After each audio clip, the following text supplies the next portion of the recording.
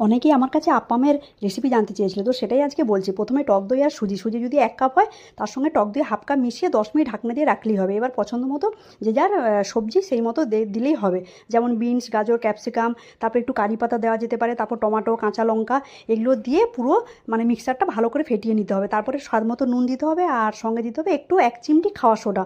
ব্যাস, ওটা মিক্সারটা পুরো রেডি। তারপরে এই যে ফ্রাই প্যানটা হালকা গরম করে ওর মধ্যে অল্প অল্প তেল দিয়ে এই যে চামচে চামচে করে পুরো এইভাবে মানে গোল গোল শেপে ওটা অটোমেটিক হয়ে যাবে, যেহেতু ফ্রাই প্যানটা ওই রকমই শেপ আর কি। তো এই যে চামচে চামচে করে প্রথমে দিয়ে দিতে হবে, দিয়ে আন্দাজ মতো 2 থেকে 3 মিনিট ঢাকনা দিয়ে রাখতে হবে। তারপরে এ পিঠটা হয়েই যাবে, উল্টো পিঠে আবার 2-3 মিনিট রাখলেই হবে। যে যেরকমই মানে খেতে চাই সেই মতোই টাইমটা দিলেই হবে, কারণ একটু অনেকে ক্রাঞ্চি পছন্দ করে। যেমন আমার ওটা বেশ ভালো লাগে, একটু মুচমুচে ভাবটা আনার জন্য একটু টাইম দিয়ে রাখলে এই যে পুরো লাল লাল একদম ক্রাঞ্চি ব্যাপারটা এসে যায়। আবার অনেকে একটু নরম ব্যাপারটা খেতে চায়, তো তখন তারা একটু টাইম কম দিলেই সেই মতো হয়ে যাবে আর কি। তো খেতে তো দারুণই লাগে। আমি তো এখন প্রায় মেয়েকে টিফিনের জন্য করে দিই সকালে, আর সঙ্গে আমরাও খাই। মেয়েকে আমি দিয়েছিলাম তন্দুরি যে মেয়ো হয়, তার সঙ্গে ছিল ওটা কেচাপ ছিল। তো অনেকে নারকেলের চাটনি আগে থেকে বানিয়ে রাখে, সেটার সঙ্গেও দারুণ লাগে। আর এমনি